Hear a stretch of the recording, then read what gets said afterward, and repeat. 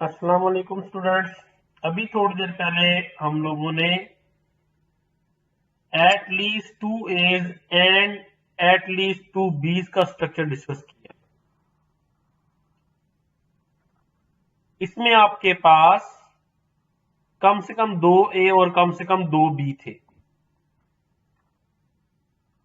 अब आपके पास and structure खत्म होके अब बात कर रहे हैं और की कि कम से कम 2 ए हो या कम से कम 2 बी हो, और दोनों भी हो सकते हैं। तो अब ये देखें, सेम उसी तरह ही उसी स्ट्रक्चर को फॉलो करना है कि हॉरिजॉन्टल मूवमेंट आपने हैंड ओवर किए रखी को, वर्टिकल मूवमेंट हैंड ओवर किए रखी को। ये आपके पास हर स्टेट पे ए और बी उसी तरह ही होते हैं, और हर स्टेट पे जो आपके पास फाइनल स्टेट पे वर्टिकल जो लास्ट आपके पास बन रही है स्टेट्स, उनपे हमने ए का लूप किया है, और हॉरिजॉन्टल जो लास्ट आपके पास लाइन है इनपे हमने बी का लूप दिया है। ये आपके पास इन्होंने बी की क्यों, तो ये आपके पास जो फाइनल स्टेट बनी है उस पे ए और बी दोनों का लूप है कि यहाँ पे पहुंचने के बाद अब ए और बी जो भी आया करे अब वो हमेशा मैट्रिक्स का हिस्सा रहेगा। और इन सब पे फाइनल लगा देना और इन सब पे फाइनल लगा देने का मकसद क्या था, और देखते हैं।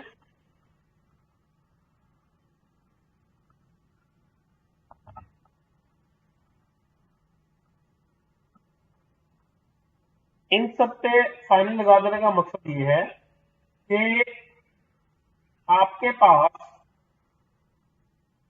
ये लास्ट वाली फाइनल स्टेट पर मैं ये लाइन जो है वो कर रहा हूं जस्ट टू शो यू ये एक एक्सिस है जो हमारी शर्त पूरी कर रहा है एट लीस्ट टू बी। ये एक एक्सिस है एट लीस्ट टू बीज की टू एज की शर्त पूरी कर रहा है। इसी तरह अगर मैं एक और लाइन यहां पे लगा दूं,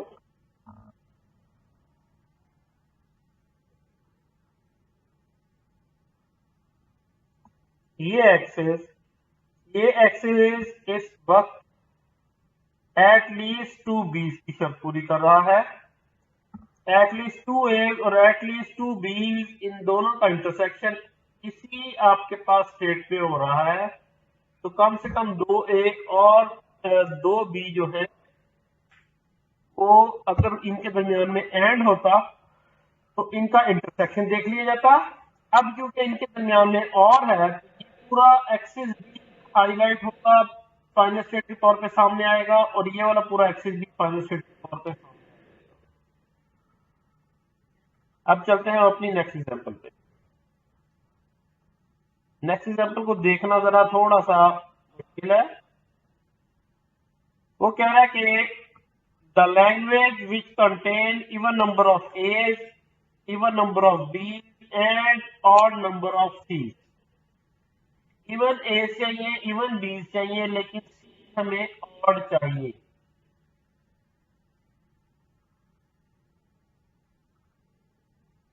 पहली चीज कि अब इसमें इनपुट लेटर्स ए बी और अब उसके साथ सी भी है।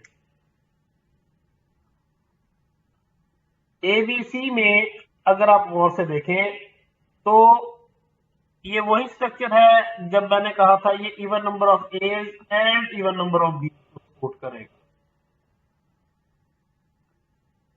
तो ये एंड स्ट्रक्चर भी है, ये और स्ट्रक्चर भी है।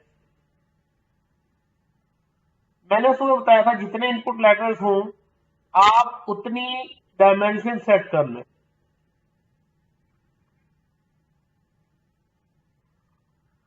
अब ये 4 स्टेट्स जो हैं जो इंटरनली हैं इस इनिशियल स्टेट से ऑनवर्ड,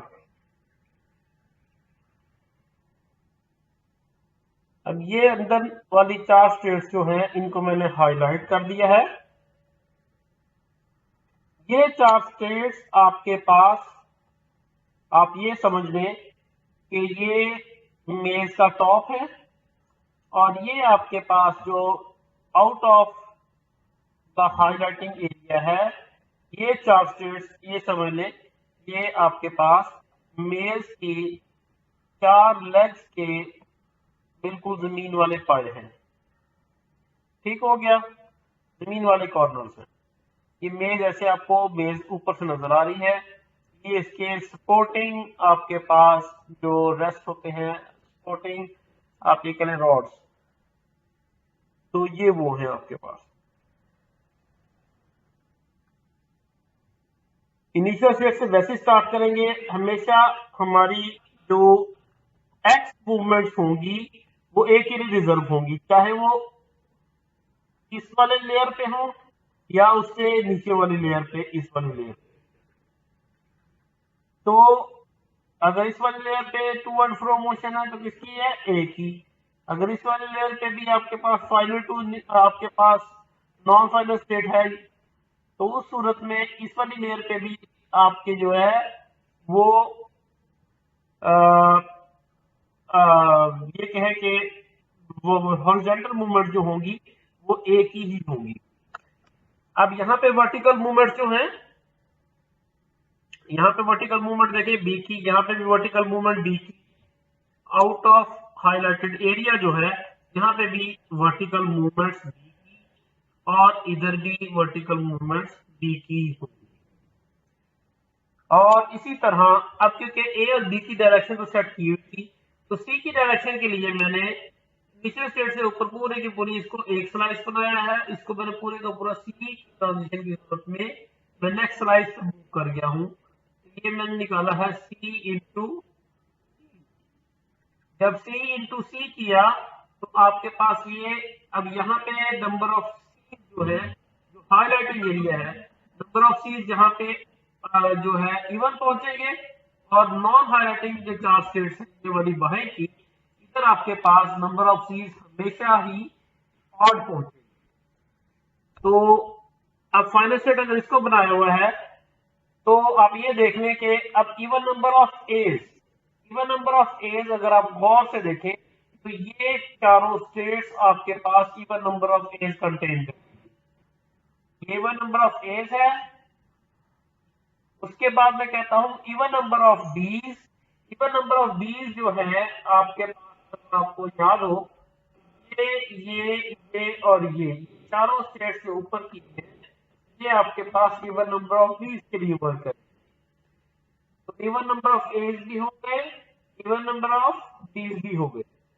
अब मैं कहता हूं इवन नंबर ऑफ सीज कहां पे होंगे, इवन नंबर ऑफ सीज जो है वो आपके पास हाईलाइटिंग चारों स्टेट, जो आउटर स्टेट्स हैं आपके पास ये 4, ये आपके पास ऑड नंबर ऑफ सीज, यहां से नीचे स्टेट से यहां पे चला गया ऊपर वाली, तो सूरत में जब लेयर से तब्दील कर ली तो सी का एक जो है वो काउंट कर ली जाएगी। इवन एज, अब हमारे पास लैंग्वेज पे तवज्जो करते हैं, even A's, even number of B and odd number of C. Odd number of C में हमें इस हाईलाइटिंग एरिया से बाहर जाना पड़ेगा, क्योंकि आपके पास इवन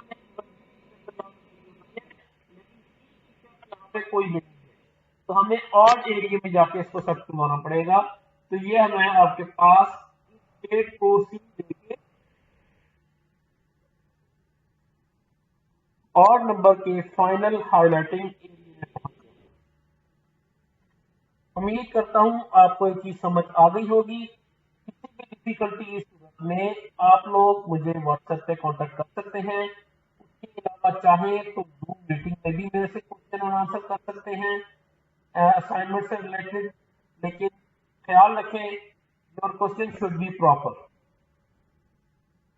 और दूसरी बात कि आप जो असाइनमेंट से रिलेटेड कोई भी अगर आपको कोई डिफिकल्टी है, कोई मसला है, तो वो डायरेक्टली आप मेरे से पूछ सकते हैं या डायरेक्टली मुझे कॉल कर सकते हैं। अपना ख्याल रखिएगा, अल्लाह आपका हामी।